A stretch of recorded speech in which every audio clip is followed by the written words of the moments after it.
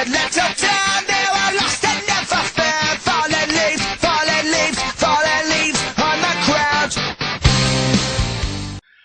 Okay, now the story of the Green Hornet is really simple, so simple that I'm terrible at explaining stories, so I'm still gonna just read it straight off the internet from IMDb. It's gonna be a pretty short description of this, and I'm gonna tell you if I liked it or not, whatever. I'm just gonna read it straight from IMDb. Really, it's like 2 sentences. Okay, following the death of his father, Britt Reed, heir to his father's large company, which is like a newspaper company called the Daily Sentinel. He teams up with his late dad's assistant Kato, who makes coffee, and he's a badass. You know, he's Kato. You know, he's badass. He was Bruce Lee before. Now he's this guy named Jay Chow, which is okay because he's pretty badass. I'll talk about that later.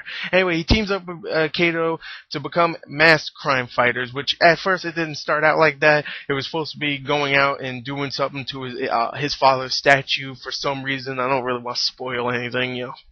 Whatever, it's not a big thing. And then they find out that, you know, they're pretty cool crime fighters because they stop a mugging and they're like, you know what, let's keep doing this. So pretty much that's really the story. I really liked it. It's not, you know, it's simple. It's a simple story. I like how they do the thing where it's like, oh, we have to become the bad guys to get close to bad guys and then show everybody that we're actually really the good guys. So I like that whole thing in the story. Just overall, the story's pretty good. So yeah, there you go. And let's go on to the positives of the film. The first positive in this movie has to go to the acting. The acting is just great in the film. I mean, don't get me wrong, it ain't Oscar-worthy material here, but it is a lot of fun. Seth Rogen plays really just Seth Rogen. He's pretty good. He's pretty funny. You know, he's the star, whatever. But I really wanted to talk about Jay Chow, who plays Kato. He does a fantastic job, and I didn't really watch the original series at all, but I mean, Bruce Lee was one of those guys that was just, you know, he was badass, but, you know, he always looked like he could be the comedic kind of guy, too. And in this film, he definitely does both. He's very funny, he's very badass. I really liked him in the film, really good. I mean, he's very charismatic, and I could definitely see him being in a lot more films, which I'm pretty sure he's going to be. Christoph Waltz plays the bad guy in the film, and he's kind of like the typical bad guy. He has one thing that's kind of funny where he thinks he wants everybody to think he's scary. I need you to think I'm scary or I'll kill you. You know, that's his main joke. And you know, it was funny at first, then it got kind of boring. His character is just, you know, kind of the bland villain, but he does a pretty good job. He makes his character much more funnier than it actually should be. So there you go. Even with the crappy little joke, oh, I'm scary. You don't think I'm scary, but his accent and the way he says some of these things and his facial expressions definitely make him pretty good in the film. Cameron Diaz is kind of wasted here. She's pretty good, but her character is kind of hollow. You know, she's Cameron Diaz, and the supporting cast is pretty good also. So overall, the acting's really good. Not fantastic, like I said, but pretty good overall. Number 2 positive is that the action in this film is so much fun. I mean, there's a lot of car chases in this film. There's like 2, maybe 3, and they're really, really awesome. Just the car itself is like an awesome character. But, you know, all the action scenes with Jay Chow where he goes into this Matrix kind of freaking Kato vision kind of thing where it all slows down and he pretty much picks every guy's weapon and he's just like, oh, he's gonna do this, that, oh, he's whipping ass, look at that. It's kind of hard to explain, but they don't really explain what it is. He just says everything goes in slow-mo for him and he just starts whipping ass, and it's awesome. The action is really, really cool. I really do like the action. The car chases are some of the best car chases I've seen in a little while. And the car, like I said before, is awesome, and it could be in its own character because it's so awesome. So, yeah. My third positive is the humor in the film. This movie is really, really funny. It's not like gut-busting hilarious. It's not like one of the best comedies I've seen in a couple of years or anything, but it is really funny. With the action, it complements it perfectly. Later on, it gets a little bit more serious here and there. You know, it's not as funny as it was in the first half, but it is still a really, really funny film. That's really all I could say. It's pretty funny here and there, but more so in the first half than the second half.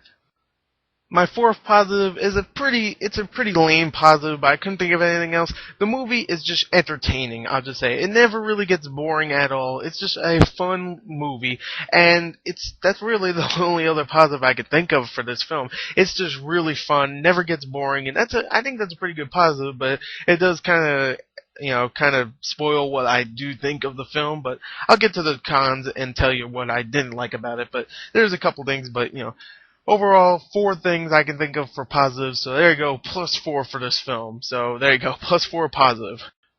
Okay, one negative, my number one negative is just there's something in this film that I hate in other romance or bromance, because this is somewhat of a bromance film, action, humor, comedy, bromance film, and there's one thing I just don't, I hate in these bromance, whatever the hell you want to call it, is the thing where they're buddies here and there, or she and he are boyfriend, girlfriend, whatever, and something happens where they don't like each other or something, and then later on they just forgive each other, which is in every freaking romance, bromance, whatever the hell you want to call it. Even if I love this movie, it's a bromance. I Love You Man has it also, and I do get sick and tired of that, and it's in this film where they're like, you've been treating me like crap. Oh no, blah blah blah blah blah. Let's fight. Oh, I hate you. Later on they forgive each other. It's just I get tired of seeing that. The bromance here, I keep calling it bromance, but the buddy. Yeah, the bromance, screw it. The buddy bromance thing works most of the time in this, but I do hate that when they do the, you're my friend, you're my friend, I love you too, fucking shit. And also the only other negative, which is also it's a pretty big negative for me, which brings down the film, is the second half of the film isn't even close to as good as the first half. If the first half was as good as the second half, then this would have been one of my favorite films of the last couple of years. But because it drags down a little bit, the humor's kind of vanished a little bit here and there, and the action scenes are great. Don't get me wrong. It's just the humor is gone pretty much from the second half. I would say it's not that funny. It gets a little bit too serious. Like I said before, that bromance thing becomes a little annoying, and that really is in the second half of the film. That becomes really annoying. It's not bad. I would give the first half like a 9. And when I said it would be one of my favorite films of the last couple of years, I mean like action films. So just tell you that the first half would be like a 9. The second half would be like a 7.5. If I had to calculate that, that would be I'm just gonna give it 8.5. It wouldn't be an 8.5 if I calculated it, but I'm gonna give it an 8.5 because it's a really fun movie that you guys should check out. I saw it in 3D. The 3D was okay, even if it was a conversion. It was pretty decent. Just see it in regular 2D. It wasn't worth it in 3D. So overall, I really like the Green Hornet. 2 negatives and 4 positives, but 1 negative was pretty big for me. That's why it's not getting over a 9 or anything. But 8.5 is still really good. So there you go. Thank you and goodbye.